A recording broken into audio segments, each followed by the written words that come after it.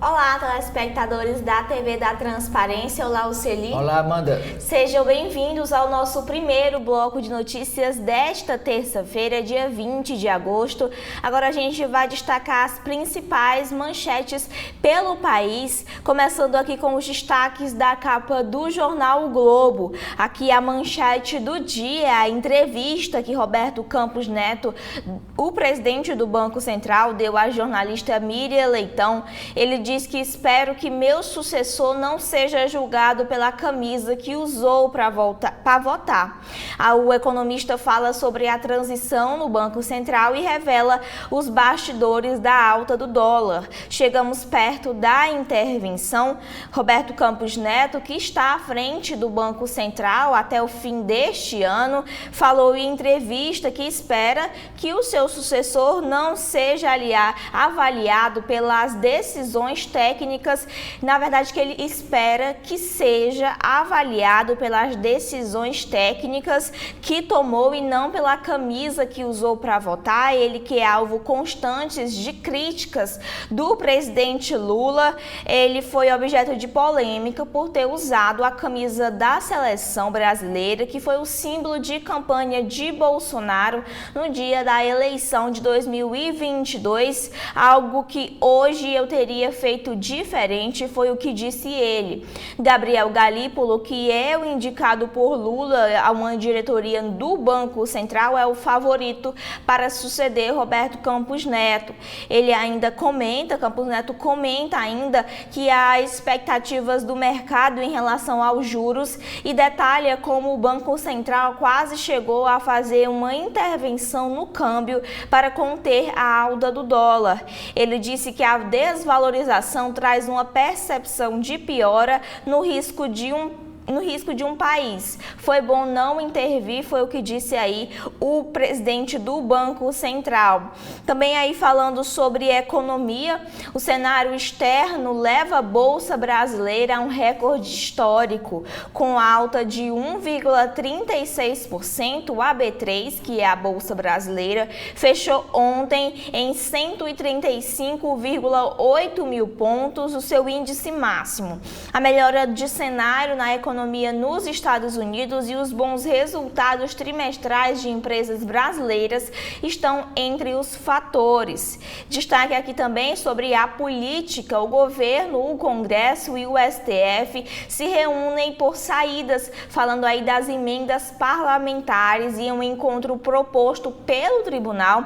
O Planalto vai levar a sugestão de transformar as emendas de comissão, que são aí alvos do ministro Flávio Dino, em indicações para projetos de governo. Os parlamentares resistem a essa ideia. Também em destaque aqui falando sobre a política, as eleições de 2024 no Rio de Janeiro, na cidade e no estado do Rio de Janeiro, a disputa eleitoral faz escalar a troca de ataques entre Castro e Paes. Alvo preferencial do candidato à reeleição, o governador reage publicamente às críticas, chama o prefeito de traidor e inicia a demissão da gestão estadual de apoiadores de Paes. Em São Paulo, contra a tática de Marçal, candidatos esvaziam debate em São Paulo. Nunes, Boulos e Datena não foram ao encontro para evitar dar palco aos ataques de baixo nível de Marçal, que terá de dar direito à resposta apessoalista e teve sua candidatura contestada pelo Ministério Público Eleitoral. Ainda em destaque aqui falando de São Paulo, sobre os planos de governo, as propostas para 5 temas na corrida pela Prefeitura paulistana. Na tarde do dia, ouvindo Lula, aqui Lula e os ministros do STF, além de Dino, aqui em destaque as lutas que eles combatem aí. Vamos em frente que atrás vem gente. Na área de artigos, Merval Pereira fala que é preciso negociar para a crise não tornar a democracia inviável. Pedro Doria fala que uma democracia se defende com transparência. Marcelo Ninho fala sobre os livros sem censuras, um artigo de luxo em Hong Kong. Também em destaque, Carlos Eduardo Mansur escreve que, ao contrário de 2023, o Botafogo indica crescer na reta final. No segundo caderno, na área de cultura, Longa terá Fernanda Montenegro e Bruna Marquezine. Léo Aversa fala que após os 40, o figurino do homem vira uma tragédia. Aqui também em destaque essa foto aqui do trânsito, que a estreia movimentada, quase 8.000 motociclistas trafegaram pela faixa seletiva inaugurada ontem lá no Rio de Janeiro. Destaque internacional: Israel aceita cessar-fogo, diz os Estados Unidos. Em Tel Aviv, o secretário de Estado, Antony Blinken, declara que Netanyahu concorda com a mais recente proposta dos Estados Unidos por uma trégua em Gaza, mas ainda não tem o aceite do Hamas. Nos Estados Unidos em si, democratas iniciam convenção para oficializar Kamala. O partido vai selar o nome da vice-presidente como a rival de Trump. Ela quebrou o protocolo no primeiro dia com um discurso não previsto em um tom de agradecimento a Joe Biden. Também em destaque aqui é a guerra do tráfico que leva horror à praça de Vila Isabel. 5 pessoas morreram após motociclistas abrirem fogo contra uma festa na Praça Barão de Drummond, em Vila Isabel, no fim da noite de domingo. A ação é atribuída à guerra entre facções pelo controle do Morro dos Macacos. Também em destaque aqui na capa do jornal Globo é a fumaça resultante de queimadas chega ao sul e já atinge 10 estados. Essa fumaça, que é decorrente de incêndios recordes na Amazônia, forma um corredor de ar até o extremo sul do país e já alcança ao menos 10 estados. O fenômeno é um fator de risco para idosos, crianças e quem tem problemas respiratórios. Por falar em doenças respiratórias, o último destaque na capa de hoje é o Brasil, que sofre com alta de internação de bebês por doenças respiratórias. Uma tendência do pós-pandemia, o país registra este ano a alta na hospitalização de bebês por pneumonia, bronquite e bronquiolite. Maior circulação de vírus, baixa vacinação de gestantes e estações do ano menos delimitadas são as causas apontadas. São esses aqui os destaques da capa do Globo. E o que a gente tem no Estadão, Oceli? O Estadão, Amanda, preferiu destacar no alto da página, no alto da capa, a convenção do Partido Democrata lá nos Estados Unidos, convenção iniciada ontem, com a presença da Kamala Harris, com a presença de Joe Biden, que praticamente fez uma despedida do governo, porque em novembro serão as eleições lá nos Estados Unidos.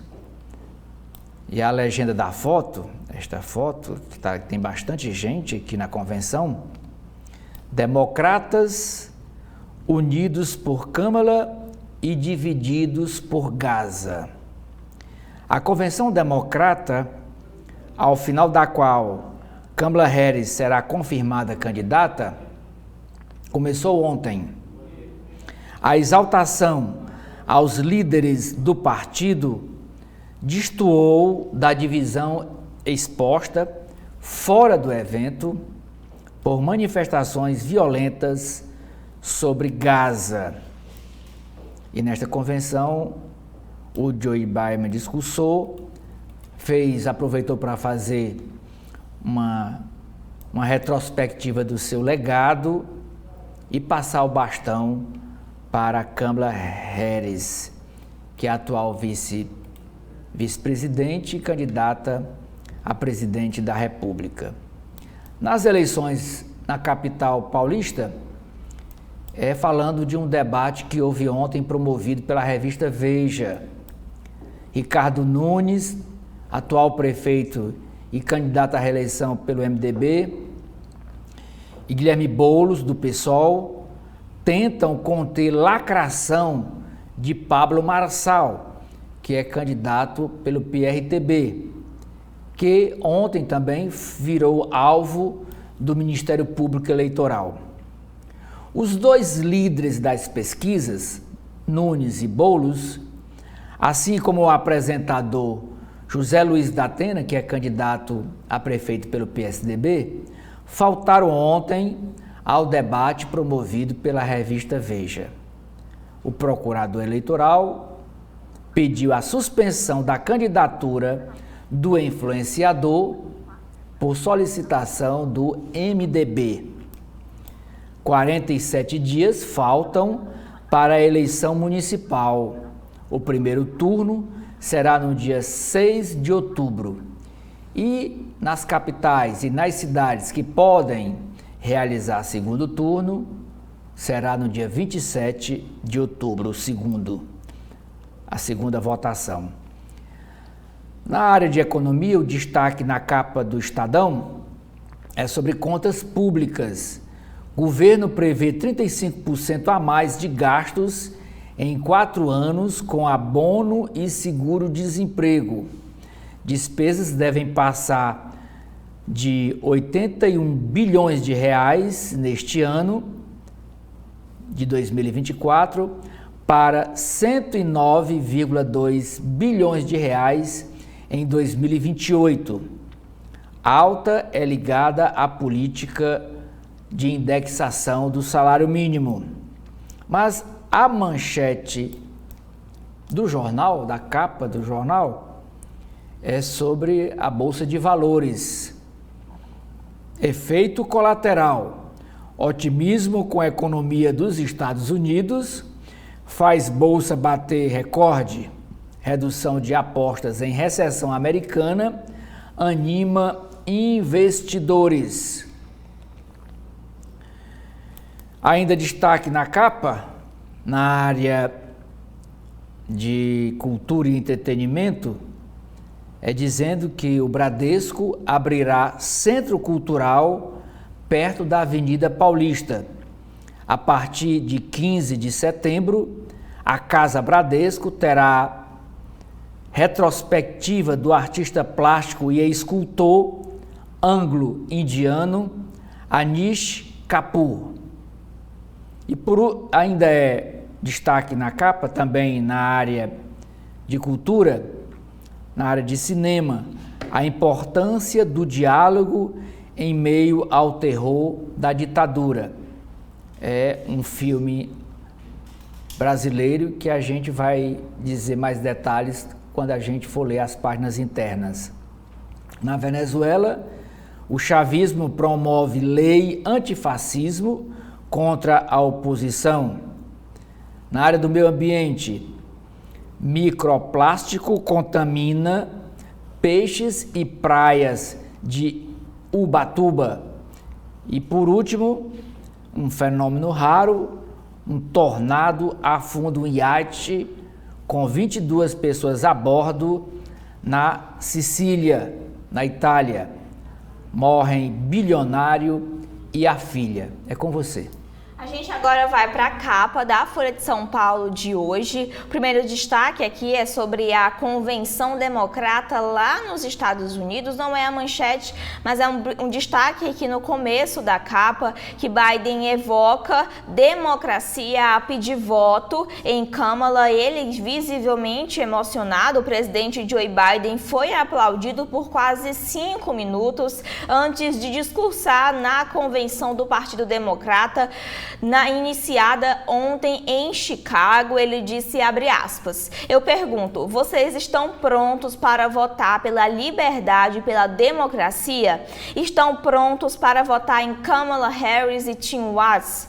Fecha aspas para o que disse o presidente dos Estados Unidos após a pressão para que Biden desistisse da disputa.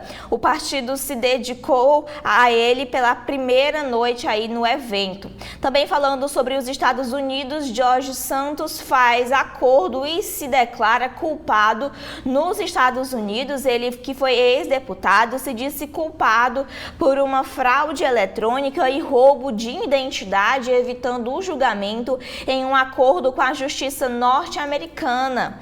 Também em destaque aqui, internacionalmente, é super iate de luxo que afunda na Itália com 22 pessoas a bordo.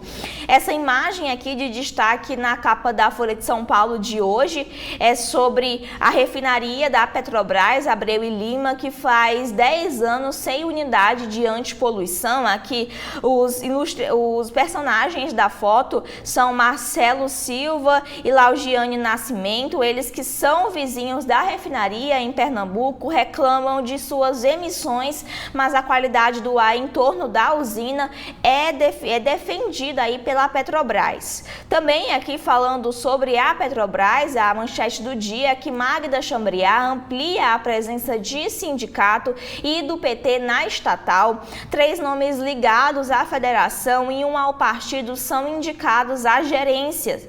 É a gestão agora que está sob o comando de Magda Chambriard. A Petrobras realizou uma reestruturação no 2º escalão e ampliou a presença de sindicatos e do PT na Petrobras. Foram trocadas 17 gerências executivas, o último grau técnico da hierarquia da companhia. Na mudança, 4 gerências foram assumidas por pessoas de fora da estatal, 3 ligadas à Federação Única dos Petroleiros e 1 ao PT. As restantes ficaram com profissionais da empresa. Magda também trouxe para a assessoria da presidência da estatal Guilis Azevedo, ele que é integrante do PT e ex-chefe de gabinete da ex-presidenta Dilma Rousseff. O Planalto já havia emplacado a indicação de o diretor financeiro da companhia.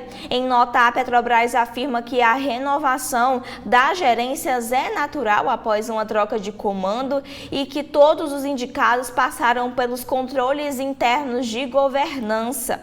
Também aí falando sobre o mercado, é que a Bolsa fecha acima dos 135 mil pontos e bate os recordes históricos, como a gente já vem aí comentando. Os resultados da economia dos Estados Unidos levaram ao otimismo dos mercados, que apostaram em um corte de juros na próxima reunião aí do Banco Central Americano, o Fed, que acontece no próximo mês. Também em destaque aqui na capa da Folha de São Paulo, Susana Rosel escreve sobre o tempo para esculpir o cérebro, a sequência de oportunidades que permitirão aos humanos sustentar os cérebros cada vez maiores e mais cheios de neurônios cortiçais, trouxe para eles também mais tempo para usar os dito cujo, porque o tempo é tão importante, porque com ele vem as oportunidades. Destaque no Rio de Janeiro, são 5 mortos em ataque a tiros em praça. Criminosos atiraram em direção à Praça Barão de Drummond, na Vila Isabel, lá no Rio de Janeiro. Segundo a polícia, o alvo era um dos líderes do tráfico do Morro dos Macacos, um dos mortos no ataque. A área é disputada por facções rivais. Em São Paulo, também aí falando sobre a insegurança, os celulares roubados em São Paulo vão para favelas chefiadas pelo PCC. Também em destaque aqui, União pode perder 44 bilhões por ano se renegociar a dívida, falando sobre as dívidas dos estados. Esse cálculo foi feito pela Folha de São Paulo com base nos dados do Tesouro Nacional. O valor não afetaria o arcabouço fiscal, mas poderia aumentar a dívida pública do país. O projeto aprovado no Senado será avaliado pela Câmara. Em São Paulo, o efeito Marçal faz campanhas em São Paulo reverem a estratégia aí sobre a falta de algum dos candidatos nos debates. Também em destaque, a superlua, quando o satélite está mais próximo da Terra, ocorre até amanhã. E por fim, os destaques são os editoriais. O primeiro fala sobre os ricos que devem contribuir para preservar as florestas, sobre o fundo proposto pela ministra Marina Silva e a maconha made in Brasil, acerca do plantio para fins medicinais e industriais. São esses os destaques da capa da Folha. O que a gente tem no Povo? Jornal cearense O Povo traz como manchete a valorização de um produto do veículo que foi a divulgação ontem das pesquisas eleitorais de Caucaia e Juazeiro. Diz: pesquisa Atlas Intel. A disputa nos maiores municípios fora da capital. Em Caucaia, o Valdemir Catânio do PT e Coronel Aginaldo do PL travam disputa acirrada. E em Juazeiro do Norte, o atual prefeito Gleidson Bezerra, do Podemos, lidera a pesquisa contra o adversário Fernando Santana, o deputado Fernando Santana do PT, que é candidato a prefeito no município. O Jornal o Povo traz como destaque de foto a mesma ideia que teve a Folha de São Paulo, que você acabou de ver agora aqui com a Amanda. Farol, primeira superlua do ano, encanta espectadores da beira-mar. Isso aqui é a lua despontando atrás desse bloco de edifícios, de prédios. Outro destaque de foto é para o caderno Vida e Arte, na área de cultura e entretenimento. Luiz Lins apresenta repertório com Iveson no Festival Zeppelin. Na área de cidades, a matéria de destaque é: assassinatos de indígenas aumentam 33% no Ceará em 2023. Na política, o destaque foi a reunião de ontem do TRE, onde houve a distribuição do tempo de rádio e televisão para os candidatos a prefeito de Fortaleza. E aqui diz que Evandro Leitão, que é o candidato a prefeito pelo PT, terá mais da metade do tempo do horário eleitoral no rádio e na TV. Na área de economia, é essa questão aí da Bolsa de Valores, que teve uma elevação. A Bolsa de Valores do Brasil fecha pela primeira vez acima dos 135 mil pontos. E por último, uma matéria na área de cidades, o Jornal O Povo aborda a representatividade feminina na mídia brasileira para a redação do Enem. Amanda. Os primeiros destaques aqui na capa do Correio Brasiliense são os concursos, falando sobre o concurso unificado nacional, o Enem dos concursos. O gabarito preliminar das provas de domingo será liberado hoje. E o concurso do STJ, o tribunal faz uma seleção para o cadastro reservas de analistas do judiciário. O salário é de R$12 mil. Aqui também em destaque na capa do Correio Brasiliense é que a Universidade de Brasília abre votação para a reitoria. Outros destaques aqui, a manchete do dia é a polícia que aponta farsa em furtos de armas no Distrito Federal, um crime misterioso, uma investigação complexa e uma reviravolta. A coordenação da repressão aos crimes patrimoniais da Polícia Civil do DF cumpriu ontem mandados de prisão e apreensão na Operação Illusion, que aponta o sumiço do arsenal supostamente furtado de uma loja na Ceilândia entre os dias 8 e 9 de junho, que a gente também comentou aqui na capa do Correio. Os agentes chegaram a uma quadrilha e o chefe confessou ter planejado o crime, mas surpreendentemente disse que não levou nenhum armamento do comércio arrombado, pois o local estava vazio. A polícia então passou a investigar o dono da loja, que à época disse ter perdido 76 armas e munição. Ele já está preso, acusado de fraude processual. Também em destaque aqui a foto de Kamala Harris. Os democratas sobre forte otimismo, com um discurso inesperado, ela se apresentou à Convenção Democrata em Chicago na quinta-feira. Ela aceitará a indicação como candidata da Casa Branca na eleição contra Trump. Lideranças do partido consolidaram o apoio em torno do seu nome. Também destaque aqui na capa do Correio é a Superlua, que vai ser destaque agora, a Lua Encantada. Até amanhã, pela manhã, os brasileiros poderão apreciar a superlua no céu do país. O fenômeno faz com que a Lua apareça cheia 2 vezes por mês, ocorre a cada 2 anos. Maior e mais brilhante, a Lua está no ponto mais próximo da Terra.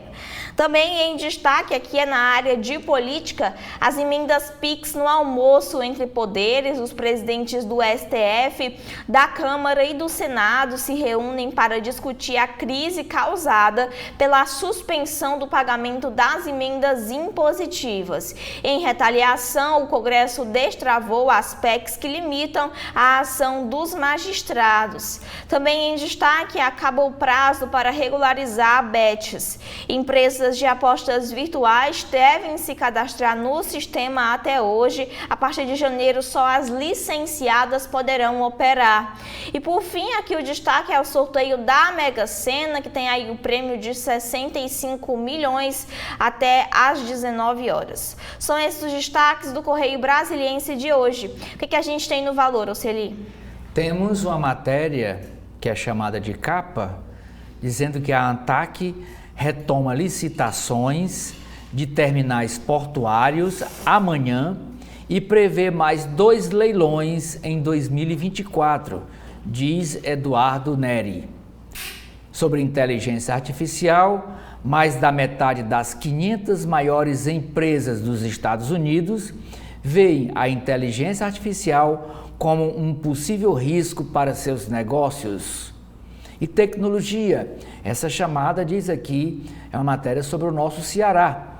Embrapa e Universidade Federal do Ceará criam um sistema de inteligência artificial para otimizar a irrigação, diz Cláudio Carvalho, que é um técnico da Embrapa. Mas a capa do Valor Econômico de hoje é sobre os pedidos de recuperação judicial no Brasil. Pedidos de RJ, recuperação judicial, batem recorde liderados pelas micro e pequenas empresas. O segmento foi responsável por 72,8% dos 228 casos apresentados à Justiça no mês de julho. Neste ano, nesses 6 meses, são 876 casos, considerando-se só os negócios de menor porte. É destaque também do Valor Econômico. Essa matéria, esse assunto que está sendo manchete em outros jornais. É sobre a Ibovespa, que sobe 1,36% e alcança marca inédita. A Bolsa de Valores brasileira manteve o ritmo visto nos últimos pregões e iniciou a semana com ganhos. A falta de destaque é sobre as eleições dos Estados Unidos. Uma foto aqui do Joe Biden em primeiro plano. Na convenção democrata, Joe Biden listou avanços de seu governo, atribuindo-os também à Câmara, e criticou seu adversário Donald Trump, dizendo que o Donald mente. Em convenção, é o título da matéria, Biden faz defesa do seu legado. Aqui no Brasil, Bolsa Família ajuda a mudar futuro de filho de beneficiário. Na área internacional, Antony Blinken diz que Israel aceitaria o cessar-fogo em Gaza. O STF busca negociação sobre emendas.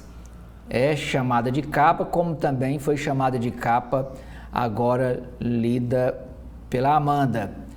O presidente do STF, Luiz Roberto Barroso, marcou almoço para hoje para negociar a decisão que suspendeu o pagamento das emendas parlamentares.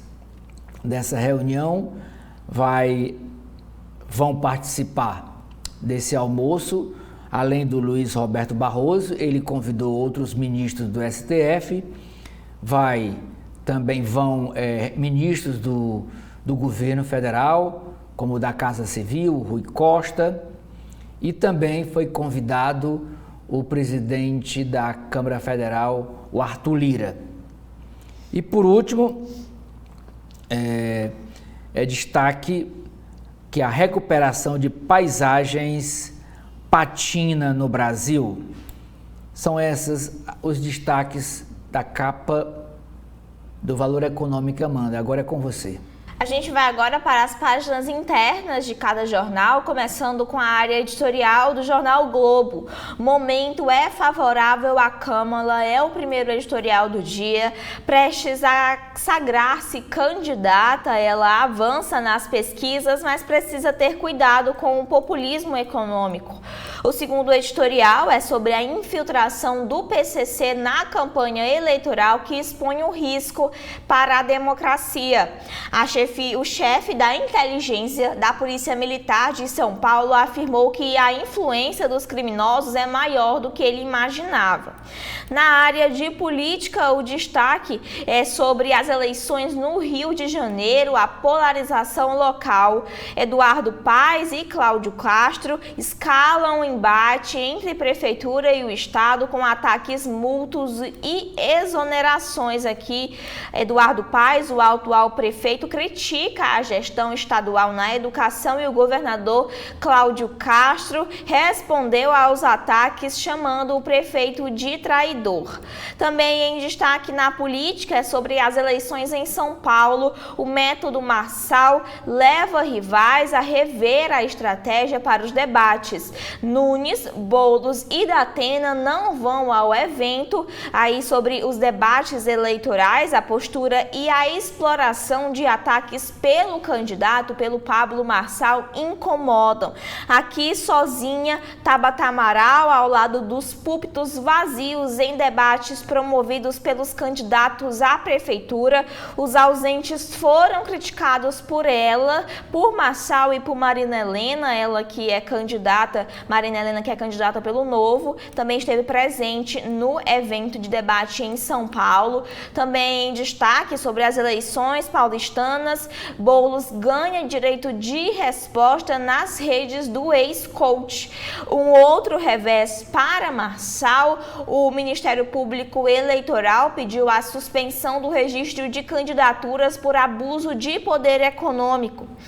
Também em destaque, em São Paulo, após desgaste, Bolsonaro grava vídeo pedindo votos em Nunes, também aí na cidade paulista.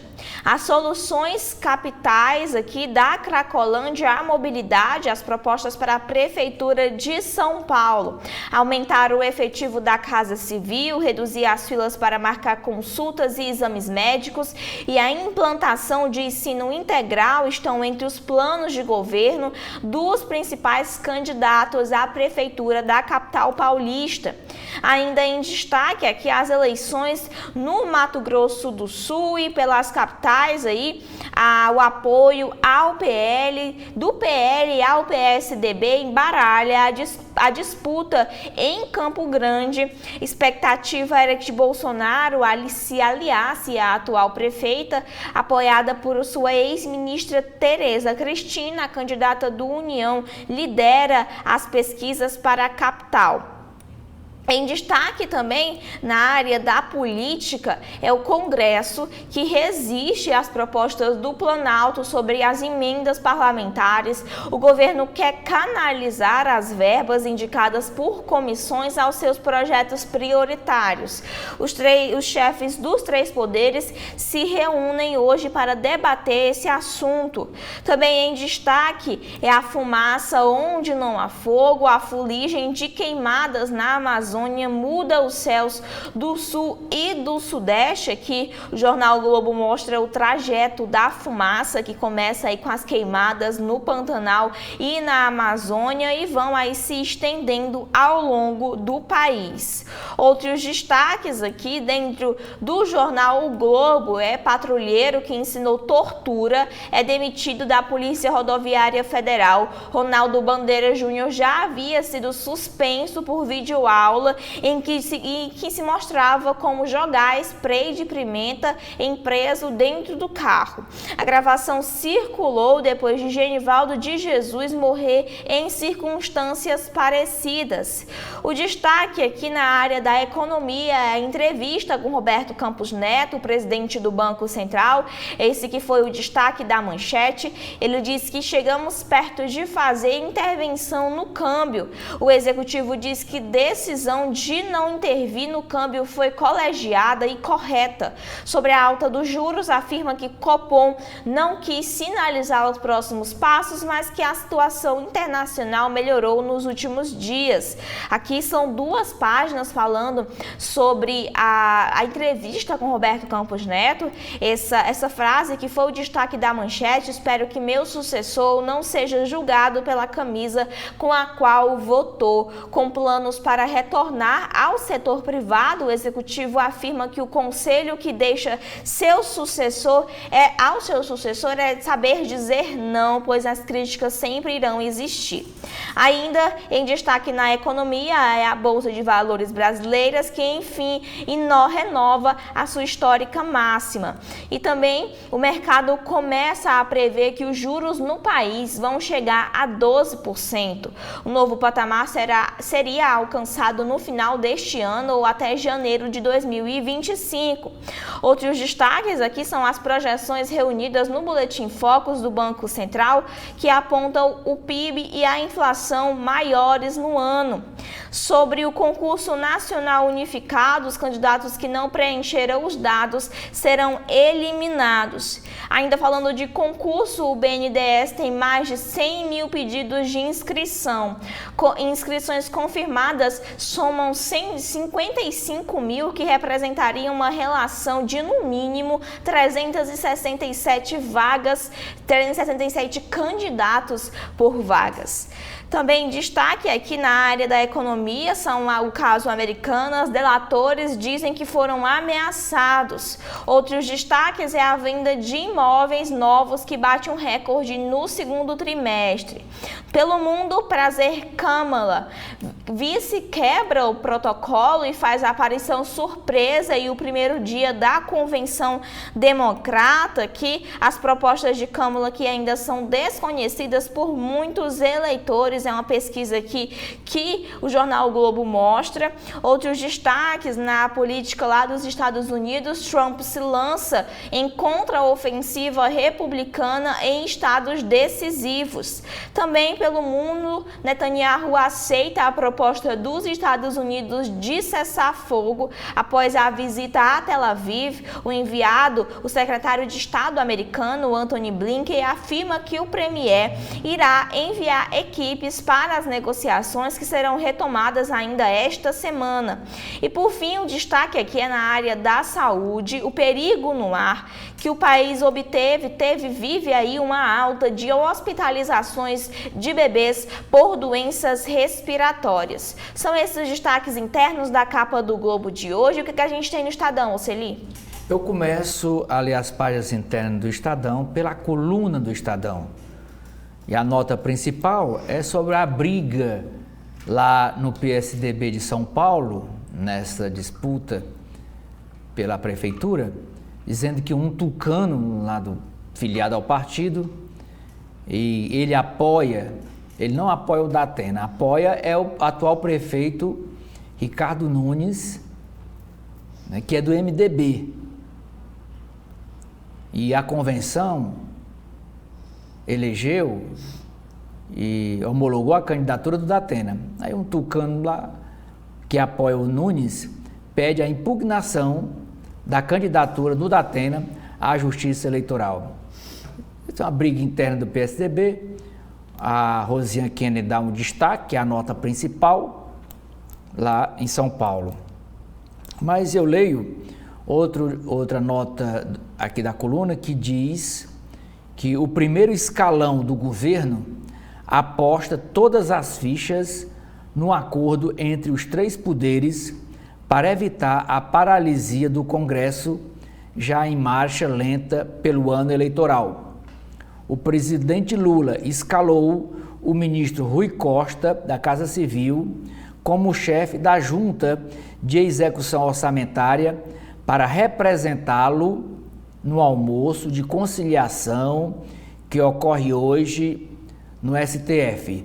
Almoço esse que foi chamado de capa, como vocês viram, do Correio Brasiliense e do Valor Econômico, para tratar sobre a questão do orçamento secreto, sobre essa decisão inicialmente monocrática do ministro Flávio Dino e depois referendada pela unanimidade dos ministros do STF, para que, pela suspensão da execução das emendas impositivas, até que o Congresso apresente critérios de transparência, rastreabilidade e eficiência, principalmente nas emendas PIX.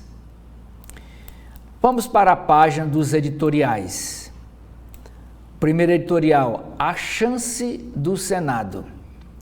Câmara Federal perdeu a oportunidade de regulamentar a reforma tributária com o cuidado que o texto merecia. Que o Senado não cometa o mesmo erro e corrija as inconsistências do texto. Segundo editorial, reforma administrativa de fachada. Ministra Esther Dweck publica portaria com diretrizes frouxas para reestruturação de carreiras sem engajar governo Lula em reforma administrativa para melhorar serviços públicos. Os artigos de hoje, o primeiro é escrito por dois médicos psiquiatras, o Antônio Geraldo da Silva e o César Augusto Trinta Weber. Novos cursos de medicina, solução ou problema? Multiplicação de instituições de ensino médico levanta preocupações quanto à qualidade da formação e à solução dos problemas de saúde pública no país. O outro artigo, é do fundador, diretor do Paul Trinke, Democracia e Prosperidade. O título é: Os civis em Gaza também ficaram chocados. Mesmo diante de tantas atrocidades, a única saída é israelenses e palestinos reconhecerem o direito mútuo à existência e não ficarem se matando uns aos outros. Nas páginas de política, é sobre a ausência de 3 candidatos à Prefeitura de São Paulo ao debate ontem promovido pela revista Veja. Ricardo Nunes e Boulos tentam conter a lacração de Marçal, que é alvo de processo do Ministério Público Eleitoral. Prefeito e deputado federal não participam de debate. O Datena também se ausenta. Ministério Público acolhe representação do MDB e pede liminar para suspender a candidatura de Pablo Marçal do PRTB. A Eliane Castanhede comenta esse almoço de hoje com a representante dos 3 poderes. Almoço da paz. Ela pergunta, será? Outra matéria na área de política. Supremo, uma tempestade perfeita que colocou Alexandre de Moraes sob holofotes e críticas. Nas páginas internacionais, protestos expõem divergências na abertura da Convenção Democrata nos Estados Unidos. Setores do partido que ainda resistem ao nome de Kamala Harris se reúnem em Chicago para defender a agenda progressista radical com críticas às políticas de Biden para Israel e o Oriente Médio. Na Venezuela, Nicolás Maduro promove lei antifascismo contra oposição. Iate de luxo afunda com 22 pessoas a bordo na Itália. Magnata inglês está desaparecido. Nas páginas sobre o Brasil, peixes e praias de Ubatuba estão contaminados por microplásticos. Há riscos à saúde humana, tanto na ingestão quanto na inalação. Ministério Público de São Paulo denuncia 11 por ecossistema criminoso na Cracolândia, no centro da capital paulista. Tiroteio em praça deixa 4 mortos no Rio de Janeiro. São Paulo terá onda de calor seguida de chuva e frio até próximo domingo. Nas páginas de esportes, em casa, Corinthians joga por um empate para se classificar. Contas do clube voltam a ser bloqueadas por dívida com empresário. Movimento ajuda a formar mais líderes negros. No caderno de Economia e Negócios, despesa com seguro-desemprego e abono deve subir 35% nos próximos 4 anos. Gastos não consideram desembolso com a tragédia do Rio Grande do Sul. Tempo dirá se haverá novo congelamento no corte de gastos para o orçamento nacional. Gleice Hoffmann defende mudar meta a mexer em aposentadorias. Com boas notícias dentro e fora do Brasil, a Bolsa de Valores registra máxima histórica. O cenário está aberto para o Copom, afirma Galípolo, que é diretor do Banco Central Brasileiro. Supremo Tribunal Federal pode invalidar imposto sobre previdência deixada como herança.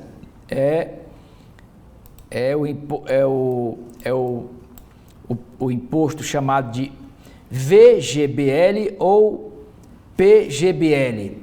É uma poupança forçada que muitos brasileiros fazem através dos bancos. Com crise na China, mineradoras perdem 100 bilhões de dólares em valor. Para reflorestar, pequeno produtor recebe bônus. Home office atrasou a inteligência artificial do Google? Pergunta esta matéria. E por último, é a capa do Caderno de Cultura e Comportamento, é a estreia no cinema. O filme defende a importância do diálogo em meio ao horror.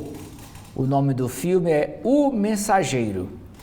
Ele é de Lúcia Murati, narra história de um soldado que, durante a ditadura, decide levar a mensagem à família de jovem torturada.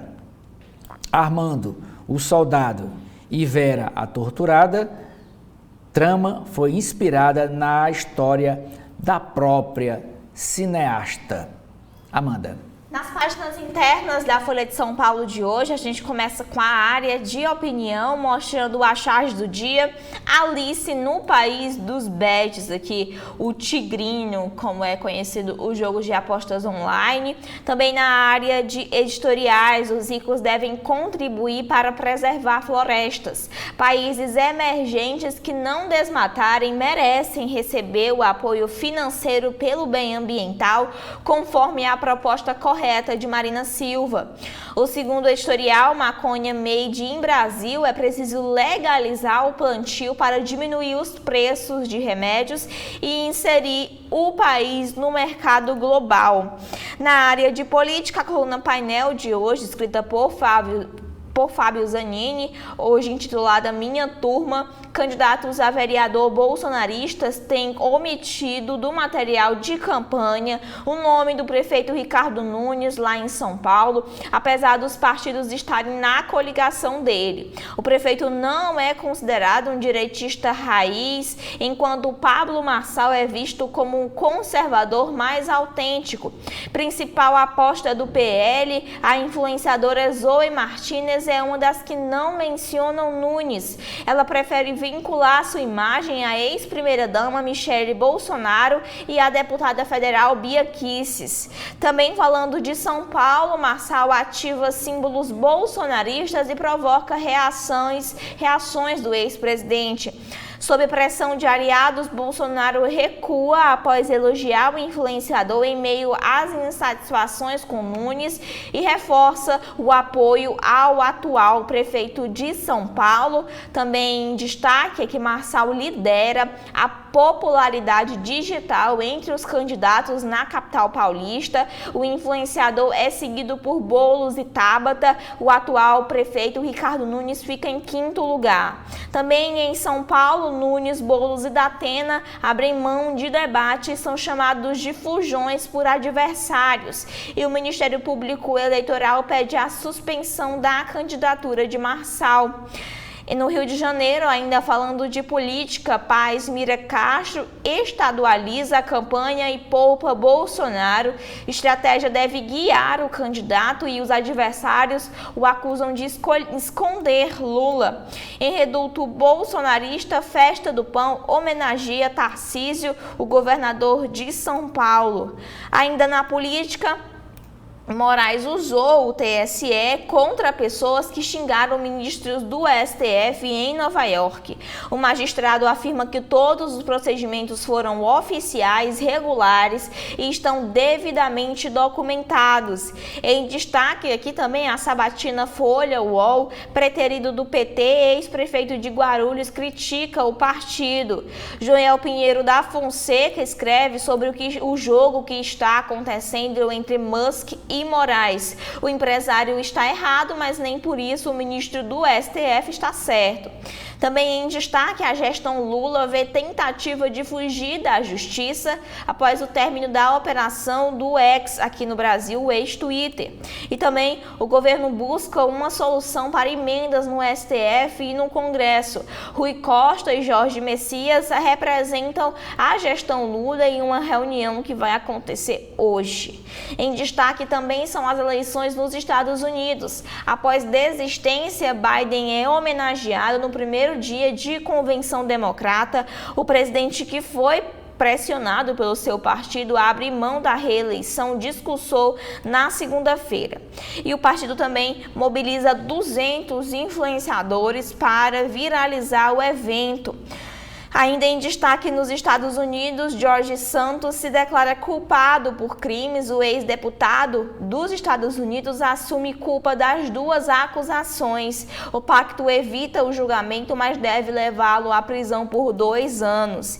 Destaque também é sobre a guerra Israel-Hamas. O Antony Blinken, que é o secretário dos Estados Unidos, diz que esta pode ser a última chance de alcançar um cessar-fogo na faixa de Gaza. Pelo mundo também, a ditadura Ortega fecha 1.500 organizações na Nicarágua. A Câmara de Comércio com o Brasil está na lista. Outros destaques é que o Panamá inicia deportações dos imigrantes de Darién. E também, destaque no mercado, a manchete do dia é que governo Lula e sindicato ampliam a influência na gestão da Petrobras. Após mudança de diretoria com a chegada de Magda, a estatal promove uma troca de chefias em áreas técnicas. Sobre o mercado imobiliário, Minha Casa Minha Vida passa a ser a maioria dos lançamentos do mercado imobiliário.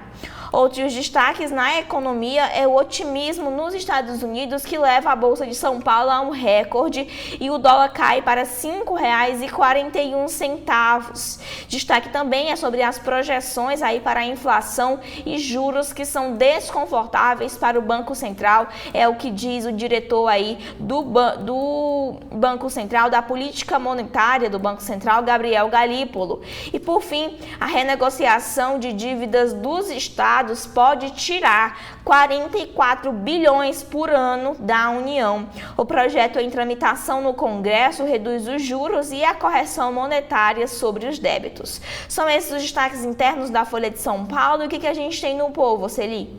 A primeira matéria do jornal Povo é sobre cigarros eletrônicos, também chamado de vape.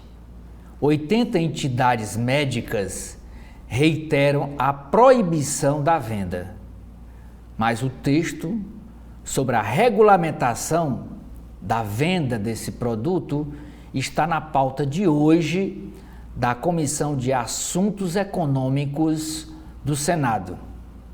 Por quê? Um projeto de lei da senadora Soraya Tronic, do Podemos de Mato Grosso do Sul, pretende liberar a comercialização de cigarros eletrônicos, mesmo após a proibição da Agência Nacional de Vigilância Sanitária, a Anvisa. Na cabeça da senadora, cigarro eletrônico não prejudica ninguém. Ou então, ela está tomando essa iniciativa de apresentar esse projeto de lei para liberar a venda dos cigarros eletrônicos, atendendo a algum lobby de alguma empresa fabricante do produto. Destaque também é a matéria sobre a superlua que encanta telespectadores. 3 jornais citaram esse fenômeno: a Folha de São Paulo, o jornal O Povo do Ceará e o Correio Brasiliense de Brasília. O fenômeno raro pode ser visto em todo o Brasil.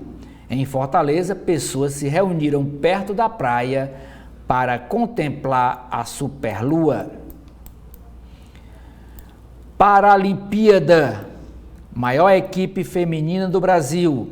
O Brasil vai disputar a Paralimpíada de Paris 2024 com a maior delegação feminina de sua história na competição. Serão 117 mulheres em uma equipe formada por 255 atletas no evento que acontece de 28 de agosto a 8 de setembro. Empresas podem autorregularizar o PERSE até o dia 30 de agosto. E o que é o PERSE? É o Programa Emergencial de Retomada do Setor de Eventos. Poderão se regularizar com a Receita Federal. Ceará, a Enel, a antiga Coelce, é multada em 28 milhões de reais por quedas de energia e demora nas religações no Ceará. Ela não vai pagar nunca, como nunca pagou as outras multas impostas pela ARCE, que é a Agência Reguladora de Serviços Públicos do Ceará. A CAGES sempre diz: eu não lhe devo satisfação. Quem regulamenta, a que eu me reporto, é a ANAEL, que é nacional. Foi assim também que a Enel, a Coelce, fez com a CPI da Assembleia Legislativa. O foi que deu a CPI da Assembleia Legislativa para investigar as ações da Coelce? Em nada. Estados Unidos. EUA dizem que Israel aceitou cessar fogo em Gaza. Uma matéria local de Fortaleza, formação esportiva. Fórum receberá medalhista. O Fórum Estadual de Formação Esportiva será realizado amanhã, dia 21, em Fortaleza, com organização do Comitê Brasileiro de Clubes. A charge de hoje do Cleiton é sobre uma crítica que ele faz às emendas parlamentares via Pix.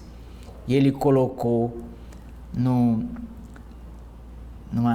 frase, num jeito de fazer essas letras, e os urubus em cima, os urubus atrás das emendas Pix, sem transparência.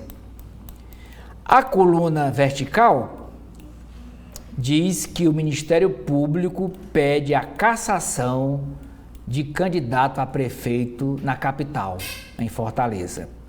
A promotora eleitoral Sandra Viana Pinheiro entrou com ação pedindo o indeferimento da candidatura de Chico Malta, do advogado Chico Malta, que é do PCB, Partido Comunista Brasileiro, à Prefeitura de Fortaleza. Em impugnação apresentada, é um pedido de impugnação. Ela apresentou junto à Justiça Eleitoral. O Ministério Público afirma que o candidato não está quite com a Justiça Eleitoral. Neste sentido, o órgão destaca irregularidade na apresentação de contas da candidatura do PCB ao governo do Ceará na eleição de 2022.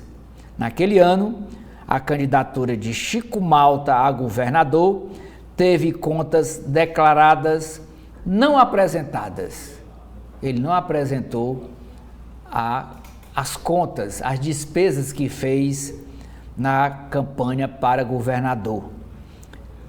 Ele não apresentou ao Tribunal Regional Eleitoral, uma vez que o partido não constituiu advogados para o processo. Ele é o primeiro candidato a prefeito de Fortaleza a ter o registro de candidatura questionado nestas eleições. Aí tem uma explicação aqui na coluna dizendo que, diferente do que muita gente pensa, impugnar não é sinônimo de indeferir, mas sim de contestar, de pedir. Ou seja, Chico Malta já é considerado impugnado pelo Ministério Público. Ele, no entanto, ainda poderá, claro, ele vai se defender quando for citado pela Justiça Eleitoral. É quem decide, é quem determina se ele continua ou não candidato a prefeito de Fortaleza. A foto em destaque da coluna: PT domina horário eleitoral. O TRE Ceará definiu ontem a distribuição do tempo de candidatos à Prefeitura de Fortaleza no horário eleitoral gratuito. Coligação, que tem como cabeça de chapa Evandro Leitão, lidera com ampla vantagem das demais, com direito a 5 minutos, 2 segundos diários. Nas páginas das eleições municipais, é sobre as duas pesquisas que o jornal Povo, que o Grupo Povo publicou ontem. A primeira, Catânio e Coronel Aginaldo travam disputa apertada em Caucaia. Naomi Amorim e Emília Pessoa aparecem na sequência. Caucaia é o único município, além de Fortaleza, no qual pode haver segundo turno nas eleições municipais. O segundo turno é dia 27 de outubro. Vamos ver aqui os números da pesquisa. Pesquisa Atlas Intel, Prefeitura de Caucaia. Votos totais: Valdemir Catânio, do PT, com 27,6%. Coronel Aginaldo, do PL, Partido Liberal, 27,4%. Naomi Amorim, candidato a prefeito de Caucaia pelo PSD, com 21,1%. E Emília Pessoa, candidata do PSDB, com 15,2%. Brancos e nulos e nenhum, 1,8%. E não sabe, 6,9%. Esses são os votos totais. Tirando o percentual branco e nulo e não sabe, os votos válidos, a pesquisa fica assim: Valdemir Catani com 30,3%, Coronel Ginaldo com 29,9%, Naomi Auroni com 23,1% e Emília Pessoa com 16,7%. O Grupo Povo também contratou o Atlas Intel, o Instituto de Pesquisa, para aferir a intenção de voto em Juazeiro do Norte. Lá, o prefeito Gleidson Bezerra, do Podemos, lidera contra o candidato do PT, que é o deputado e vice-presidente da Assembleia Legislativa, Fernando Santana. Levantamento aponta a liderança do prefeito na tentativa de se reeleger em Juazeiro do Norte, na região do Cariri. Vamos ver aqui os números da corrida eleitoral em Juazeiro do Norte. Votos totais, lá são 3 candidatos. O Gleidson Bezerra, que é o atual prefeito pelo Podemos, o Fernando Santana, que é pelo PT, e a Suede Carvalho, do UP. Nos votos totais, o atual prefeito do Podemos aparece com 54,3%. Fernando Santana com 38,1%, a Suede de Carvalho com 2,6%, brancos e nulos 3,9%, não sabe 1,1%. Quer dizer, lá os eleitores estão decididos. O ponto de não sabe é 1,1, que é bem baixinho. E vai votar branco e nulo 3,9, também baixo. Então, lá o eleitor está dizendo, por essa pesquisa, que está decidido a votar. E já tem candidato. Tirando brancos e nulo e não sabe, os votos válidos, a pesquisa fica assim: Gleidson Bezerra com 57,1% de intenção de voto para prefeito e o Fernando Santana com 40,1% e a Suede Carvalho com 2,8%. Ainda sobre a pesquisa, foi feita uma aferição, um levantamento, como é a imagem de Camilo, Lula, Elmano, Ciro e Bolsonaro nas duas cidades, em Caucaia e Juazeiro. Está aqui os índices. Hoje, o jornal O Povo vai fazer o primeiro debate na região do Cariri. Será às 17 horas. E hoje o debate é com os candidatos a prefeito de Barbalha. Serão os debatedores: o Guilherme Saraiva, pelo PT, e Antônio Neto, do PSDB, que são candidatos à prefeitura de Barbalha.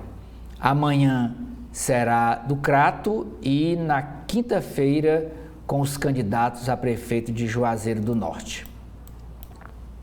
Tem outra matéria aqui na área de eleições, um caso interessante: dois municípios no Ceará não vão ter campanha. Não vai ter campanha porque lá é candidatura única.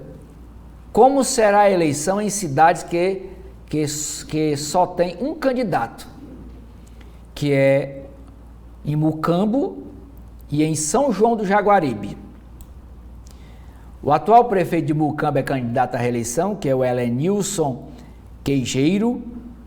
E lá em São João do Jaguaribe, que fica ali na região jaguaribana, perto aí de Limoeiro, de Tabuleiro do Norte, é o Raimundo César. Não tem campanha, eles são candidatos únicos.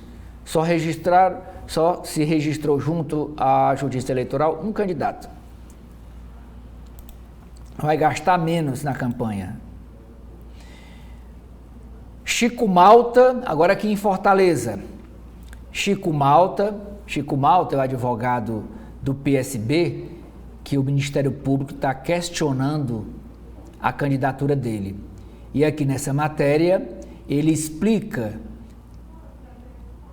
que candidaturas de esquerda não se uniram em Fortaleza. Ele explica por que não deu certo os candidatos do PSOL, do PT, do PSTU e do PCB, por que não se uniram. Ainda na área de política, Evandro Leitão fica com mais da metade do tempo do horário eleitoral gratuito, que começa dia 30 de agosto. Esse é o resultado da reunião de ontem no Tribunal Regional Eleitoral. E aqui tem o tempo de cada candidato à Prefeitura de Fortaleza. O Evandro Leitão é candidato pelo PT. Fica com 5 minutos e 1 segundo. O André Fernandes, que é candidato pelo PL, com 1 minuto e 58 segundos. O Capitão Wagner, com 1 minuto e 14 segundos. Ele é candidato pela União Brasil. O José Sarto, atual prefeito, e é candidato à reeleição pelo PDT, vai ter no horário eleitoral 1 minuto e 1 segundo. O Técio Nunes, candidato pelo PSOL, 25 segundos. E o George Lima, do Solidariedade, com 17 segundos. Isso me fez lembrar uma campanha presidencial passada, que só dava tempo o candidato dizer: o meu nome é Enéas. Agora nas páginas de economia, Bovespa fecha acima dos 135 mil pontos pela primeira vez na história. Medidas de revisão do BPC devem ter efeitos em 2024, diz o deputado José Guimarães. Reoneração da folha de pagamento terá votação retomada hoje. Isso no Senado. Ceará lidera número de dívidas protestadas em cartórios no Nordeste. Número de devedores reincidentes cai 12% no mês de julho. Diretor-geral da Agência Nacional de Petróleo, ANP, diz que não há indícios de cartéis em postos de gasolina. Ceará tem aumento de 33% de assassinatos contra indígenas no ano passado, aponta relatório.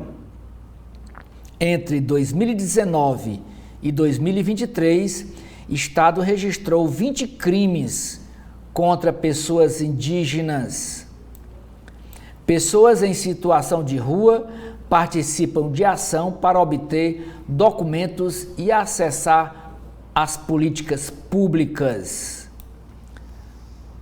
Novos serviços do Hospital do Sertão Central podem realizar 700 cirurgias por mês. O editorial do jornal de hoje: o tempo dos debates no Cariri, a Prefeitura Municipal do Cariri. E por último, Amanda, é a capa do caderno de esportes Sul-Americana. Decisão pela frente. O Fortaleza volta a virar a chave da vice-liderança do Brasileirão e foca no duelo contra o Rosário Central da Argentina, com expectativa de casa cheia. O jogo vai ser amanhã, às 19 horas. É com você. No Correio Brasiliense de hoje, o primeiro destaque na política é sobre as emendas parlamentares. O diálogo à mesa para destravar as emendas. O presidente do STF recebe os chefes do Legislativo e também integrantes do Executivo para o entendimento na liberação de recursos por meio de proposições parlamentares. O desafio é alcançar um consenso político dentro do que determina à Constituição, aqui o presidente do STF, Luiz Roberto Barroso, espera um encontro cordial com Lira e Pacheco, o diálogo para destensionar os poderes. Também aqui os senadores avaliam a desoneração e as armas, porque o plenário vota ainda esta semana as matérias pendentes, mesmo com o regime semipresencial, e aí o plenário está prevista para esta terça-feira uma apreciação de um projeto que trata das medidas de compensação para a desoneração da folha de pagamento e também sobre a questão dos clubes de tiros, aí falando sobre as armas no Brasil. Também na política, os candidatos ricos vêm do agro e da indústria. Empresário João Pinheiro, que disputa a prefeitura de Marília, em São Paulo, declarou ao TSE um patrimônio de 2,1 bilhões. Sandro Mabel, em Goiânia, também está no ranking, e quem também está aqui destacado é o senador Eduardo Girão, do Novo, aqui do Ceará. Ele que é um dos candidatos à prefeitura de Fortaleza, declarou um patrimônio de aproximadamente 48 milhões de reais. Esse valor inclui 5 apartamentos, uma casa, terrenos, aplicações financeiras e carros. Desde que entrou na política, Girão aumentou a sua fortuna em cerca de 32%. O maior valor declarado por Girão no investimento em fundos multimercado aí é totalizando 13,5 milhões de reais. Aqui é o que mostra a matéria do Correio Brasiliense. Sobre São Paulo, Marçal entra na mira do MP eleitoral, porque o promotor Fabiano Petan pediu liminarmente à Justiça para que suspenda o registro de candidatura de Pablo Marçal. Também em destaque aqui na área da política, nas entrelinhas, Luiz Carlos Azevedo escreve: diga-me com quem andas que eu te direi se vou contigo. Também em destaque aqui, Denise Rottenberg fala o que Lira vai propor nas conversas que teve nos últimos dias com os líderes partidários. O presidente da Câmara, Arthur Lira, definiu um caminho possível para o acordo entre os poderes da República no que diz respeito à transparência e à rastreabilidade de todas as emendas. Porém, obrigar os candidatos a aplicar os recursos de emendas onde o executivo quiser está fora de questão. Ninguém quer colocar azeitona na empada do PAC e assim fortalecer Lula e o ministro da Casa Civil, Rui Costa. É isso que muitos líderes dizem nos bastidores, ou seja, vão conversar, mas não vão resolver. Pelo Brasil, é o cigarro eletrônico na pauta do Senado. Sobre a regulamentação, a Associação de Médicos do Brasil afirma que a proposta é uma grave ameaça à saúde brasileira. Também em destaque, no Amazonas, 3 garimpeiros morrem em naufrágio. O acidente ocorreu em um dos afluentes do rio Solimões. Em Minas Gerais, acidente com van deixa 5 mortos e 10 feridos. Na economia, o Ministério da Gestão divulga hoje o gabarito do Concurso Público Nacional Unificado. Segundo os dados divulgados ontem, mais de 54% dos 2,1 milhões de inscritos faltaram às provas. O resultado final sairá no dia 21 de novembro.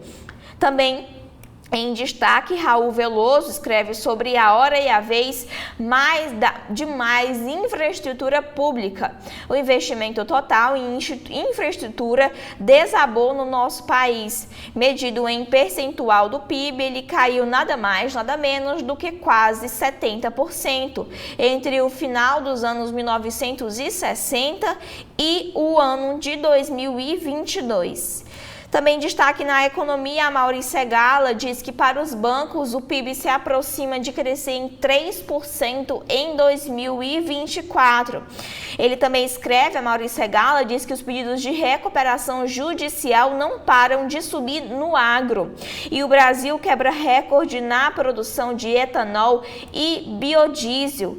É aqui o número de destaque de hoje é 122 milhões de reais, foi o impacto provocado pelo desastre climático no Rio Grande do Sul nos lucros das seguradoras no segundo trimestre. Sobre o mercado financeiro, a bolsa atinge um recorde histórico e hoje é o último dia para regularizar as bets. E por fim, o destaque pelo mundo é os Estados Unidos, um esforço pela unidade. A primeira noite da Convenção Nacional Democrata é marcada pela quebra de tradição, com o discurso de Kamala Harris e pela passagem de bastão de Joe Biden para a vice. Especialistas creem que a chapa precisa evitar o ímpeto da campanha para confirmar o favoritismo. São esses os destaques internos que a gente tem no Correio de hoje. O que a gente tem no Valor Econômico? Temos matéria sobre Minha Casa e Minha Vida, ruma para recorde de contratações. Expectativa considerada conservadora no governo federal é de 620 mil unidades até o fim deste ano, mas o número pode crescer. Evento debate resgate da competitividade industrial. Maioria dos filhos do Bolsa Família deixa de depender de programa. 2/3 dos dependentes dos beneficiários do Bolsa Família não seguem o auxílio e quase metade conseguem emprego com carteira assinada. Revisão de gastos vai além do pente fino, afirma secretário. São Paulo e Brasília vão liderar testes da TV 3.0. Programa social ganha espaço no trabalho, na renda do brasileiro. Barroso, que é o ministro presidente do Supremo Tribunal Federal, organiza almoço, que será hoje, para discutir o impasse do Supremo com o Congresso sobre as emendas parlamentares. Líderes da Câmara defendem levar ao encontro proposta de regras de transparência mais duras também sobre os gastos do governo. Aí já está colocando outra questão dentro do impasse. O problema é as emendas impositivas, a falta de transparência das emendas impositivas. Urgência constitucional da reforma tributária divide Câmara e Senado. Eleições em São Paulo. Candidatos avaliam presença nos próximos debates em São Paulo. O tom de guerra, que aqui chama tom belicoso, o tom de guerra adotado por Marçal leva campanhas a reavaliar embate entre os rivais. Se vale a pena ir. Esse promovido pela revista Veja, só foram 3. Datena, Nunes e Boulos não foram. Boicote minimiza danos, mas não evita confronto ao longo da campanha. O Ministério Público Eleitoral pediu ontem suspensão da candidatura de Pablo Marçal. Tabata Amaral diz que terá apoio de Lula e de Tarcísio, governador de São Paulo, caso seja eleita. Internacional. Em reunião democrata, Biden defende legado e passa bastão a Kamala. Recepção fria de plano de governo de Kamala põe Kamala na defensiva. Blinken que é o Antony Blinken, diz que Israel aceita trégua e pressiona o Hamas, uma trégua na guerra. E o editorial do jornal de hoje, do Valor Econômico, é sobre esse tema. Câmara e Trump duelam sobre economia em eleição apertada. Incentivo a programa de hidrogênio de baixo carbono será cirúrgico, diz Dubé. Dubé é o secretário, ele é pernambucano, ele é secretário executivo do Ministério da Fazenda, responsável pela agenda ecológica. Ele critica acréscimos em projetos de lei sobre eólica offshore, além mar, dentro do mar, e vê impacto enorme para consumidor de energia. Ele é o Rafael Dubé, que está cuidando dessa área de baixo carbono para o governo federal. No caderno Empresas, a matéria de destaque é: governo realiza amanhã primeiro leilão de terminais portuários de 2024, com 5 ativos. Colegiado da Comissão de Valores Mobiliários retoma julgamento da Hering e de ex-diretor. Pedido de proteção contra credores da Avon amplia desafios da Natura. Aluguel a motorista de aplicativo sobe 76%. Nestlé eleva a aposta em inovação para expandir portfólio no Brasil. Como o Walmart se tornou forte na publicidade. STF, Supremo Tribunal Federal, deve voltar ao debate sobre internet. O anúncio da saída da plataforma X, ex-Twitter do país, reacende discussão sobre regulamentação. Grandes empresas dos Estados Unidos temem risco da inteligência artificial.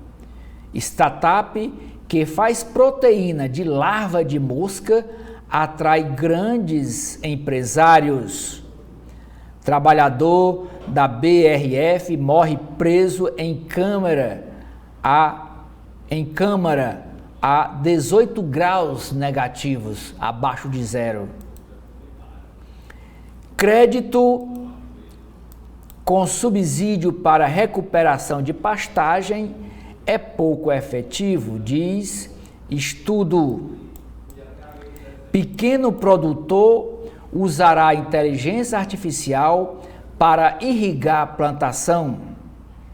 A Embrapa Agroindústria Tropical, em Fortaleza, desenvolveu um sensor capaz de identificar o momento ideal e a quantidade exata de água de que uma planta necessita.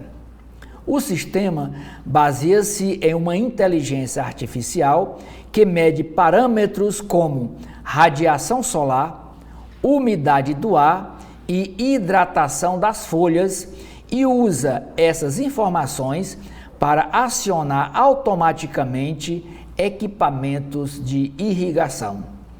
Desenvolvido em parceria com a Universidade Federal do Ceará, a UFC, o sensor eletrônico é capaz de operar sob uma das condições mais críticas da agricultura do Nordeste do país, a falta de água.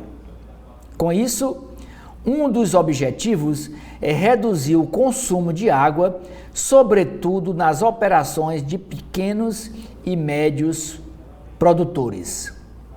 Abre aspas. No Nordeste, o grande problema é que não temos água. Em alguns anos, as secas são muito duras.